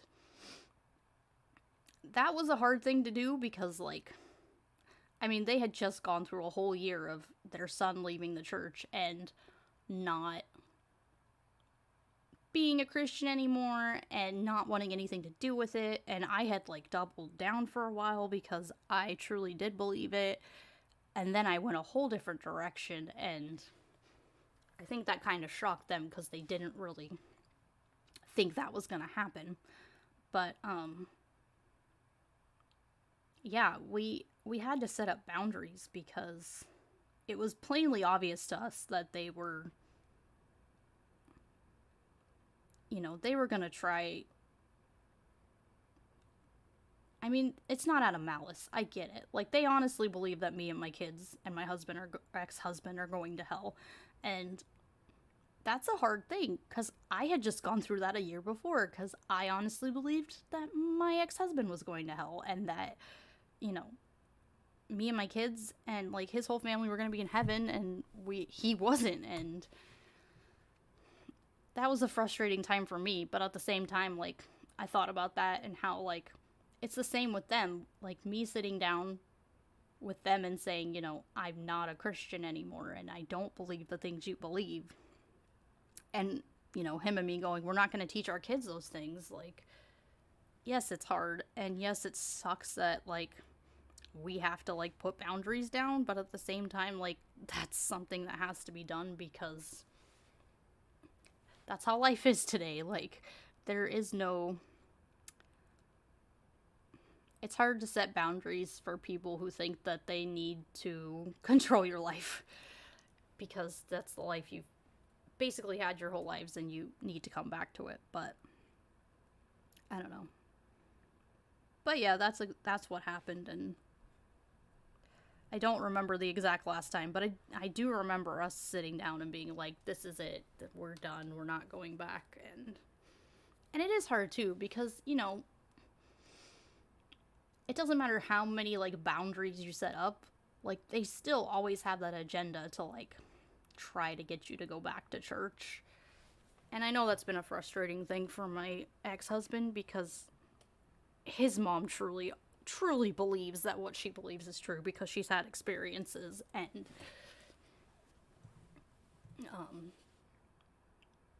I feel like she doesn't push it as much on me, but she definitely pushes religion on him a lot. And it sucks to see her do that to him, because I know all of, you know, the things he went through trying to figure out if what he believed was true or not, and coming to the conclusion that it wasn't, and just seeing her constantly trying to pull him back into something that made him completely and utterly miserable. Like, it sucks. And yeah, I don't know. It definitely sucks, but at the same time, it's like, that's kind of always just gonna be there, because that's a huge part of, well, it's not even a huge part of her life. Like, that is her life. Her life is the church. Like, anytime she's not in church, like on Sundays, like, she's reading her Bible at home. Like, she has an hour every morning that she does, like, Bible study by herself, and she just studies the crap out of that stuff. And, like, she honestly believes, like, 100% that what she believes is true. Like, she's one of the very extreme ones, and it's kind of sad, because seeing her be so intent on this religion that just isn't gonna lead anywhere is kind of sad, in my opinion. But I mean, everybody has to make their own decisions in life. And, you know, I made my decision. And like I've told people in the past, like, honestly, leaving Christianity was one of the best things to ever happen in my life. And I know that's so hard for people in the church to understand, because they're always telling you, like, you can't be happy without Jesus, and you can't be free without God. And honestly, the opposite is true, because I am a much better person, a much more loving person, a much more accepting person as an atheist than I ever was as a Christian. And, you know, that's a hard thing to explain to someone who's in the church, because they don't understand that. And they can't understand it unless they're willing to, you know, break out of that bubble. Like I said, break out of the bubble. That's my slogan. Break out of the bubble and start thinking for yourself. And until you break out of that bubble and you start thinking on your own, you're gonna be trapped in something that you don't even realize that you're trapped in. Modern slavery and support abolition. If you want to take a deeper look at the more problematic Bible passages regarding slavery, I recommend Paul Copan's book, Is God a Moral Monster? I'm also going to link to a lecture from Dr. Peter Williams entitled, Does the Bible Support Slavery? This brings us to question number 5. Is there any evidence outside the Bible that Jesus actually existed? So this claim tends to make the rounds on social media. I feel like I need bingo for this, because it's like, I can think of, like, all the things she's probably gonna say, and the first thing that pops in my mind is like, oh, Josephus, like, from time put to that time. on the bingo The card. answer is really quite simple. There are 10 non-Christian sources that mention Jesus as an actual person within 150 years of his life. He's mentioned by Josephus, Tacitus, Pliny the Younger, Plegon, Thales, Suetonius. Okay, here's the problem, though. I don't count any of the church fathers, because they all had agendas. So if we actually talk about people who, like, are not within the church realm, I think the only one that you can really claim is Josephus. Those sound like Final Fantasy characters. Yeah, they do. We should have like a Bible Final Fantasy game where it's like all of the people that they claim like back up the idea that Jesus was a real person. Man, I wish I could play. I can play video games all I want. I wish I could create video games because that would be hilarious. Is God moral? No. Is God a monster? Yes. Yes, he is. Lucian, Celsus, Marabar Serapion, and the Jewish Talmud. Now, this does not include the abundance of Christian historical witnesses who wrote about him, including the eyewitnesses. Also, like, the Talmud, they don't know if that was the actual Jesus or if that was someone else, because Jesus was a very popular name back then, and it could have been a whole different Jesus. Get into creative writing. No coding knowledge needed. Yeah, but I'm bad at grammar, unfortunately. I'd have to have, like, a really good editor, because it would, like, I'm great at storytelling. Like, that's why I love doing my YouTube, because it's like, I can write a script and make it beautiful and do my animations, but if I actually have to write something and, like, have to have it edited, fan fiction. Oh, yeah. Yeah, I would have to have a really good editor, which really sucks because, like, part of me really wants to write, like, a book about my journey from Christianity to, like, atheism, and I did start it, but I have to have, like, a super good grammar person go through it and be okay with the fact that I'm great at, like, storytelling, but horrible at grammar. If you want to learn more about this question, I'm going to link below an interview with Dr. Gary Habermas called Undeniable Historical Evidence for the Existence of Jesus. I'm also going to link to an interview on Mike Winger's YouTube page where he interviews historian Mike Lacona, and that's called Real Historian Responds to Jesus Was a Myth Claims. Now, if you want a resource that talks about all of these questions, I want to recommend a book called I Don't Have Enough Faith to Be an Atheist. This will help you build the classical case for the truthfulness of Christianity, starting with the question, does truth exist? Moving through, does God exist? Who is God? How did he reveal himself in the world? Is the Bible the Word of God? And finally, the resurrection of Jesus. So I hope this video has helped equip you and give you a bit of a bird's eye view into what it might look like for you to begin to answer these basic apologetics questions as you become prepared to make it. I always get confused on Twitch because, like, on YouTube, like, subscribing is just, like, following, but on Twitch there's, like, follow, and then there's, like, subscribe. Because subscribe is paid, and follow is just follow, so. But YouTube is nice because you can just subscribe and it is follow, so. A defense to anyone who asks you for a reason for the hope that is in you, and remember to do it with gentleness and respect. Gentleness and respect. So once again, we get into the whole idea that, like, it's faith, because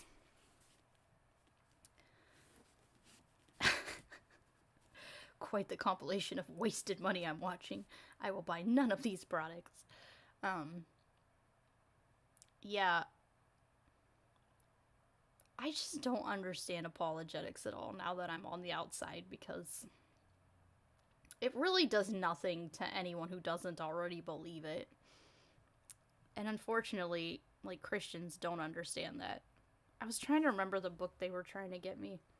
Oh, Josh McDowell's Evidence That Demands a Verdict. There we go. That's one book that a lot of the Christians around me, like, try to push on me when they want me to, like, come back to the faith. They're like, oh, did you read Evidence That Demands a Verdict?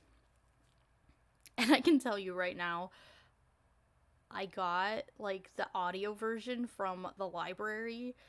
I listened to the first page and I had to turn it off because it drove me absolutely bonkers. Like, the first page alone was basically just gibberish for Christians. Like, there was no depth. There was nothing there. It was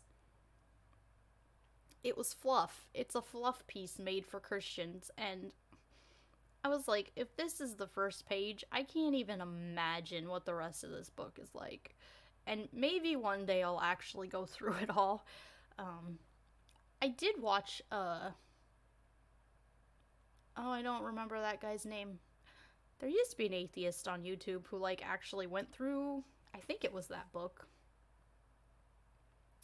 But I watched his stuff for a little bit, like, when I was questioning and stuff. And actually, like, watching someone else talk about it kind of helped me, but...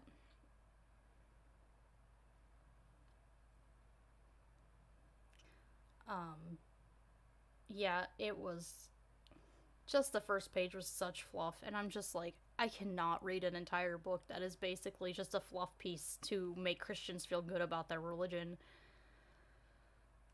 And has nothing to do with, like, reality or, you know, the evidence against the Bible or the evidence that shows us that there's anything that even shows us that, like, we have no proof that Jesus even existed or not. Like, so, I don't know. It's difficult.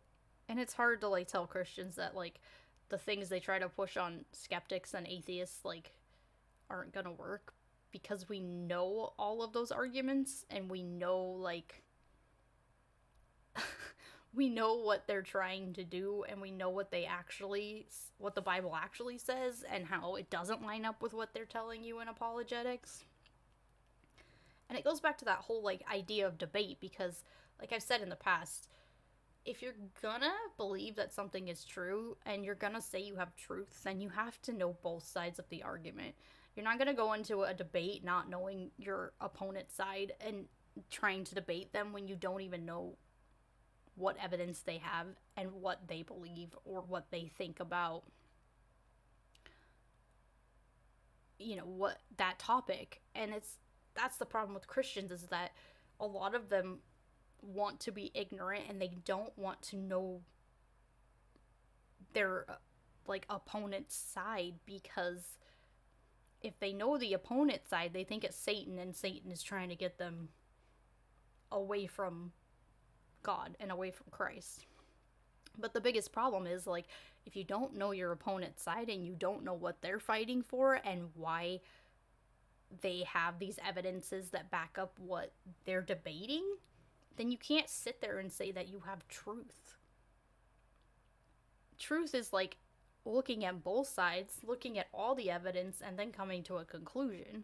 And the problem with Christianity is they start with the conclusion that Jesus is the Messiah and that he came to save all of humanity, and then they just grab whatever evidence they can to back up what they already believe. The problem is, if you actually want to change their mind, you can't go into an argument with two sides where there's a winner and a loser. You set yourself up as an opposition, they become automatically defensive. Yep.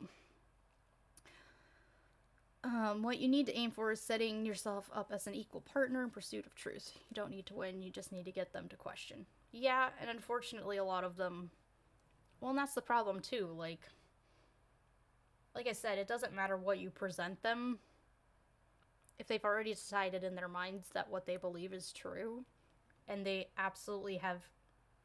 because they honestly believe that anything outside of the Bible and anything that doesn't align with their religion is Satan.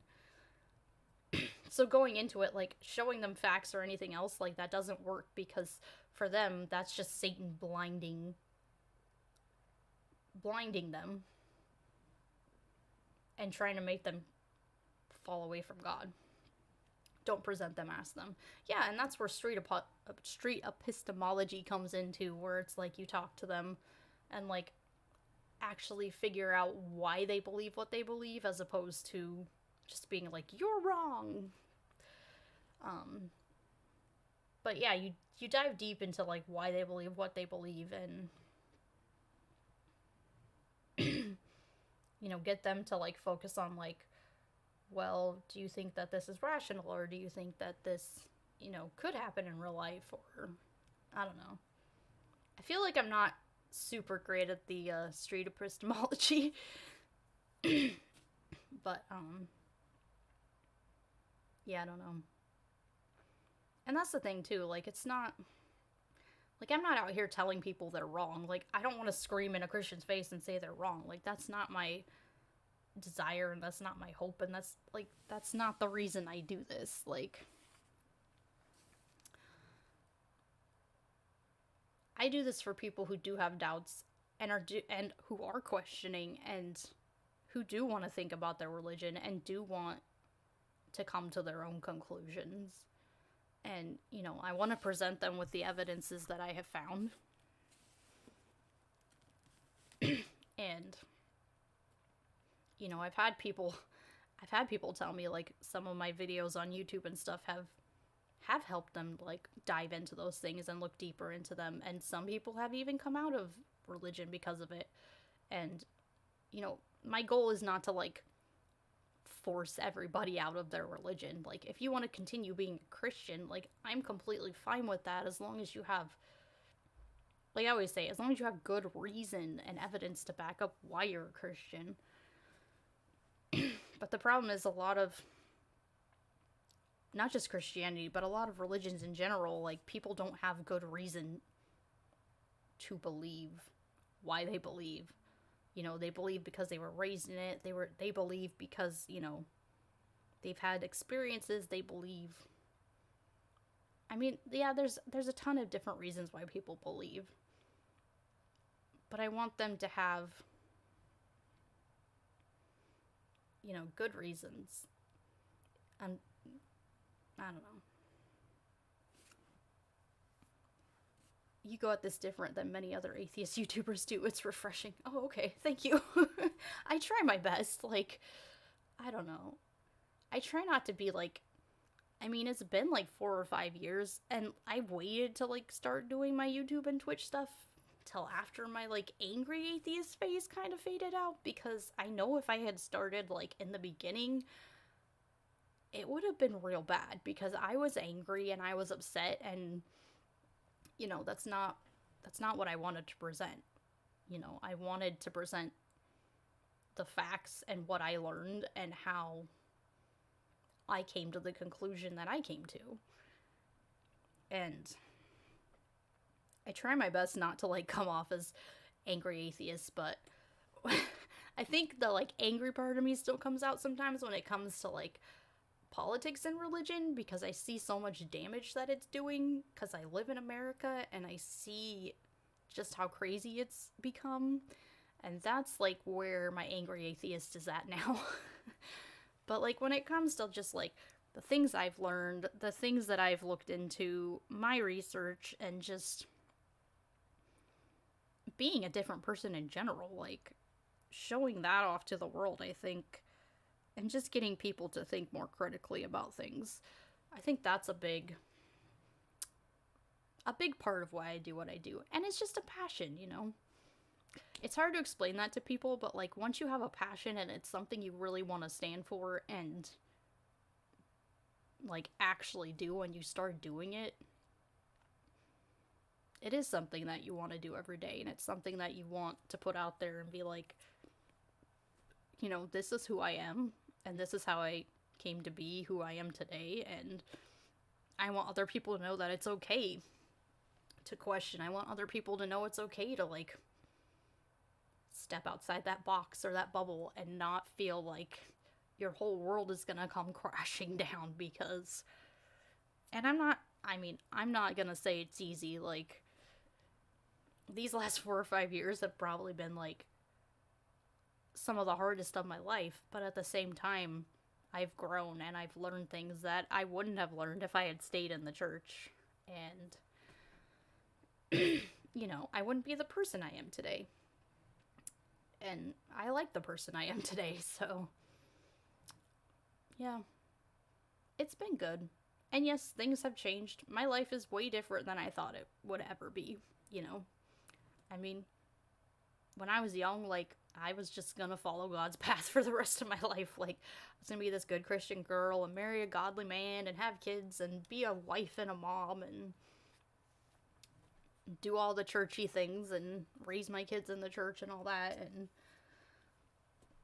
you know, looking at it now, it's like, wow, my life took a complete 180. And that's not where I am at now. And things have changed, but strangely, like, all these things that people would think, which is funny because I'm sure Christians are looking at my life now and being like, oh, her whole world is falling apart because, you know, she's getting divorced and, you know, things aren't going great for her or whatever. And it's like, no, actually, like, yeah, it's a hard time, but at the same time, like, at the end of all this and all the crap that I've gone through the last few years, like, it's changed me for the better, and it's made me a better person, and it's given me the ability to, I don't know, be free and be able to do what I want to do in the future. And I think that's a big thing for me, too, is, like, I'm such an independent person that, like, trying to stick to, like, this one path my whole life, I don't think would have worked for me, because that's just not the kind of person I am. And like my therapist said, like, I'm someone who doesn't like to, like, have to answer to other people, so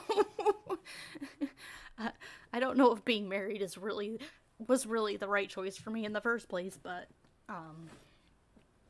you know, who knows, but it's for the, I mean, in the end, like, now I'm gonna be free to do what I want, and not have to, like, do what other people want me to do. Like, I don't have to, like, stay in this one religion anymore. I don't have to, like, answer to, like, someone else in my life right now. Like, I'm gonna have the freedom to do whatever I want. And to, you know, do the passions that I have in life. And, you know, continue my YouTube channel, continue my Twitch stuff, but also, you know, just work on me and not have to worry about anyone else. Except my kiddos. Of course I'll worry about them, because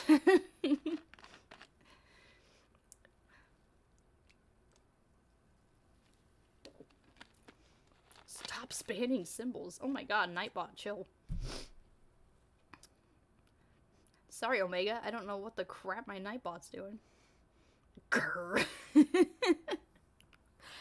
I put it on, like, I don't know what is up with my, like, I need to figure out how to make my, bots work better, because they fight each other all the time, and I don't know why they do that. They're supposed to be there to, like, stop spamming and stuff, but, like, I don't know. I'll have to go in and, like, change stuff, I guess.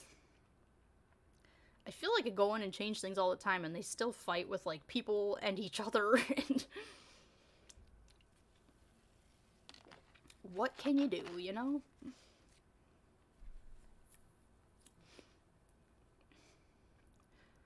One of these days I'll figure out the bots. When I've only been on Twitch for, like, what? Like 2 or 3 months, so.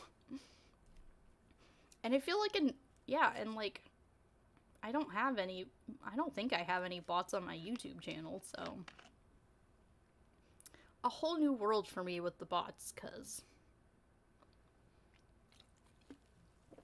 I gotta figure out how to make them all work correctly and not tell people they're spamming when they're not, but oh well. We'll figure it out eventually. Oh. That was a good video. I need to find more videos. I might subscribe to that one and see, like, if she has other good videos. I'm always looking for, like, other Christian stuff to, like, look into, because it's not always, like, I don't know. Like, everybody knows the big named people, you know, but it's, like, the smaller Christian stuff I'm always, like, looking at, because I always want to see what, like, you know, normal everyday Christians post, not just, like, the apologetics and stuff, so. But it's not going to be much different, because apparently they just parrot whatever they're told in the church or in the apologetics. I did like that one guy who was, like, raised Christian, and then he was that, I don't know if you guys saw the one where it was, like, Satan and Jesus were, like, the same person. And, like, need to find someone that hasn't been covered by a dozen other people. Yeah, that's the problem, is, like, because I'm in the atheist community, like, I watch a lot of that atheist content, and I'm just like, oh, like, I know all of these people because I always watch other people's atheist content, so it's like, I need something new. The crazy guy, he's out there. Yeah, we'll find other people. But yeah, I did like the crazy guy. I have him subscribed, and there have been a few that I've seen pop up that I might do in the future. But yeah, I do want to find more, like, not as popular ones, because I feel like everybody's done, like, you know, they all do the apologetics, and then, like, Girl Defined, like, they're so overdone by everybody, and and then, like, Apologia does, like, Ken Ham, so I don't want to do, like, Ken Ham, because he does that, and I don't know. I thought about, like, doing interviews and stuff, but I'm not a great interview person, like, so I don't know how that would work out. Maybe one of these days, when I get better at, like, talking to people. Who knows? I do want to interview, I've told you before, though, I do want to interview, like, a Jewish rabbi at one point. That's on my list to do for, like, YouTube stuff eventually, but I feel like I'm not great at that kind of stuff, and it's definitely something I'm gonna have to work on. But yeah, and my YouTube, like, oh my goodness, it's so close. My year on YouTube is coming up on January 15th. I need to talk to so January 15th was the first YouTube video I posted, and it's funny because I found out that Jake the Atheist, like, that was the first day that he posted his YouTube video too, so we talked, and we're gonna try to do, like, a joint, like, first year on YouTube party. So if you're not following Jake the Atheist, you should go find him on YouTube, because I think we're gonna do it on his channel on January 15th, of, like, our first year on YouTube. Christian TikTok. I'm not on TikTok. Like, I keep telling people, I feel like I'm too old for TikTok, because that was, like, the generation after me. Like, that feels like more like Gen Z stuff, and I'm a millennial, so I've thought about TikTok, but I don't know. My kids were asking me the other day to get TikTok, because they're like, we want to watch TikTok. I'm like, you guys are, like, freaking young. Why in the world do you want to watch TikTok? But it's just crazy to me, because, like, I'm older than you, and I don't do TikTok. It's garbage. Yeah, it's just, it's so weird to me, because, like, my kids are so, like, in my brain, they're still so little, but, like, they're watching all the popular YouTube people and stuff now, and it's just like, have we really reached that age? Like, they're getting into all that, like, popular online stuff, Minecraft, everything. Like, all the top Minecraft players, that's what they want to watch all the time now. But, I mean, they're still young enough, and I don't think I'm gonna do TikTok, but I did think about TikTok, though, because I feel like I would get more, like, people, like, in the community to, like, see my stuff and maybe subscribe and stuff, but I don't know. I don't know if it's gonna be worth it, because I'm just not a TikToker. Of course, a year ago I wasn't a YouTuber either, so who knows, like, things change. And, like, what, 2 or 3 months ago I wasn't even a Twitcher. Which is funny, because I was just like, when I started YouTube, I'm like, there's no way I'm gonna do Twitch. Like, Twitch is just completely out there, and when I started, like, I didn't want to do live streams. Like, that's why I did the whole animation thing when I started, because it's like, I didn't think I wanted to do live streams, and then when I found out, like, I could do live streams, and I was okay at them. Like, I guess I changed my mind on that, but I mean, people change. I'm living proof that people change. But yeah. Anyways, I'm snowed into my house right now. I have to go get my kids tonight, and I don't know if I should put chains on my car. Because once again, I'm an Oregonian, and we don't know how to drive in the snow, so... I'm trying to figure out, like, if I should chance it, or put chains on. Because, like, I have to go get them after dark. Just okay at live streams. Give yourself more credit. I mean, I'm probably better than I was in the beginning. I mean, I'm one of those people that, like, I always like to do behind the scenes stuff and, like, not talk. And it's hilarious to me that, like, now I literally sit here talking on the internet all the time about religion and Christianity and my past, and yeah.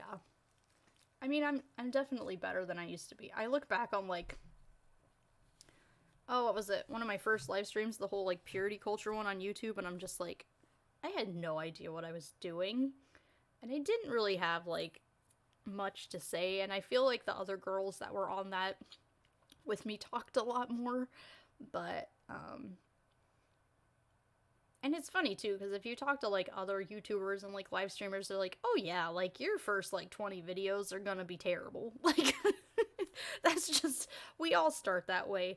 We all start with, like, we don't know what we're doing. Like, most of us just get on here and start talking and have no idea what we're actually doing, and at the end of the day, it just takes practice and just doing it, like...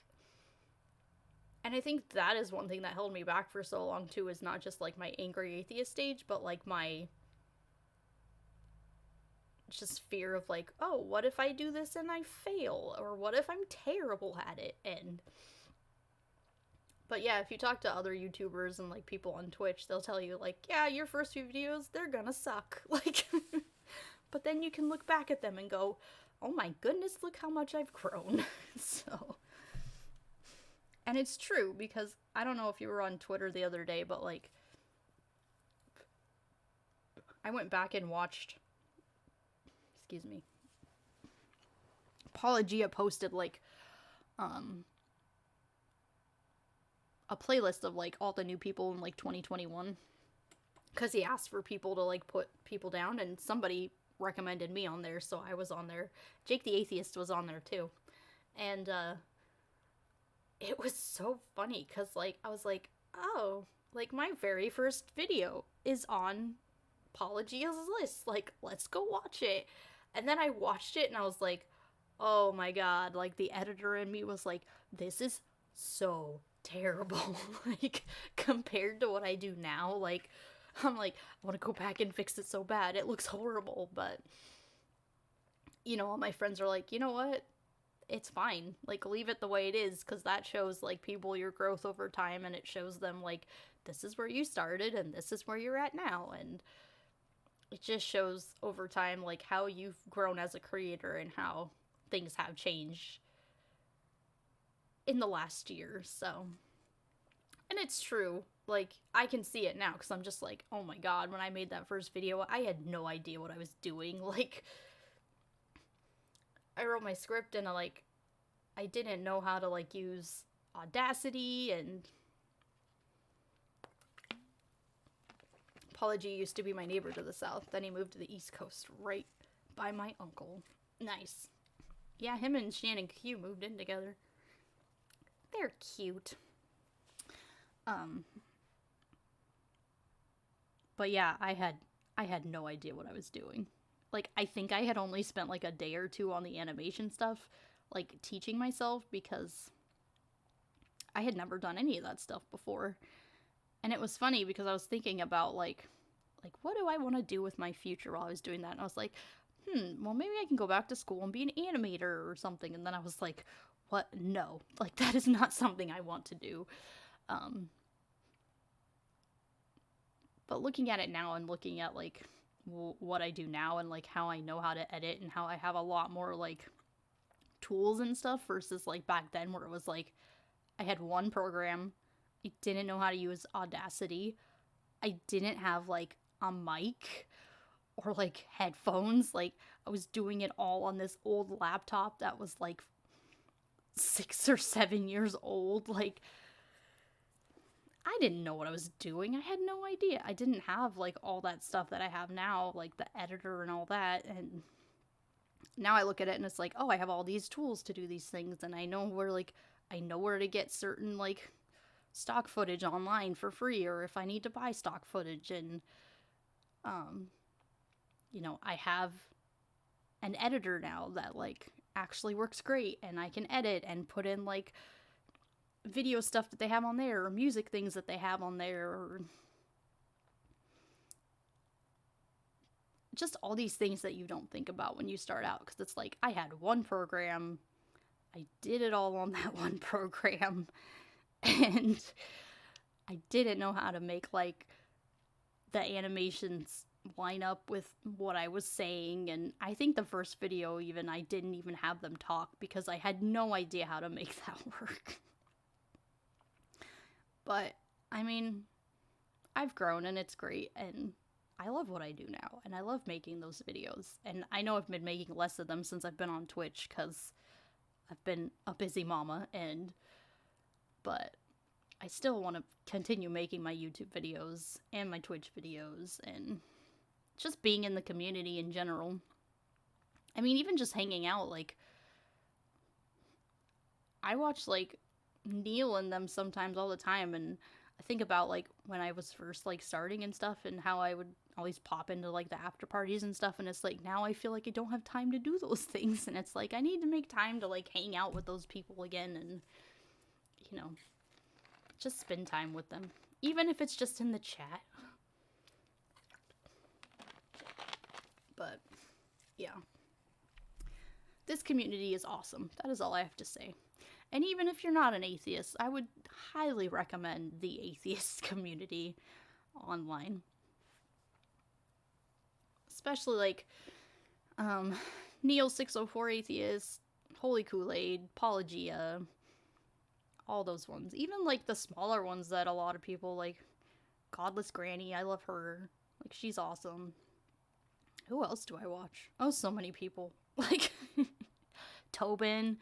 Tobin was on one of my videos. Like, he actually wrote a whole script for, like, that, Leviticus one we did. He has another one, I just haven't had time to, like...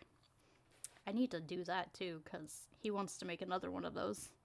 But I've been so busy, it's just, like... I don't have time to sit down and make a YouTube video right now. Unless I want to just not do my Twitch videos, but I like doing those, too, so it's, like... Balance, man, balance. We'll get there. We will get there. Anyways, this has been fun. I don't know if I'll be on the rest of the week because I'm gonna have my kiddos, so we'll see. If I have time to be on, I might be. If not, I probably won't be back on till Sunday, probably, or Monday. I am starting my new job next week, and that's at lunchtime, which is normally when I'm on, so, I'm probably gonna have to start doing, more streams at, like, nighttime, or afternoon time, because I have to work from, like, 11 to 1 at the school every day.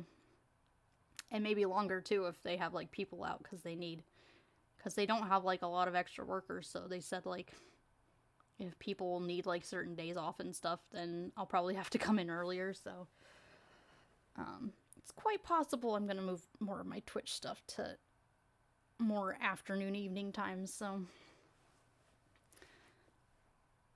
but that's okay, we'll make it all work out. Yeah.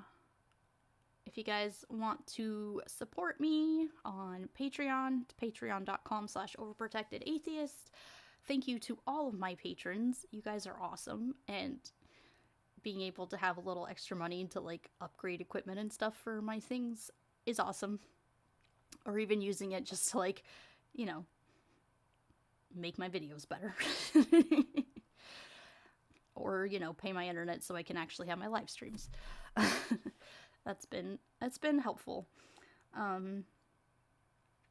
If you guys have not seen, I have a YouTube, Overprotected Atheist. You can follow me on Twitter, OP_Atheist. Instagram, Overprotected Atheist. Facebook, Overprotected Atheist. Or you can find all of my stuff at overprotectedatheist.com. That's my website. Yeah. I think all my links are on my website. And my Teespring store is there too if you want to buy any awesome merch. I know Christmas is over, but it's always there if people want it. Thank you all so much for hanging out with me today, and I will see you... I don't know. We'll see. If not the rest of this week, then probably Sunday or Monday, so...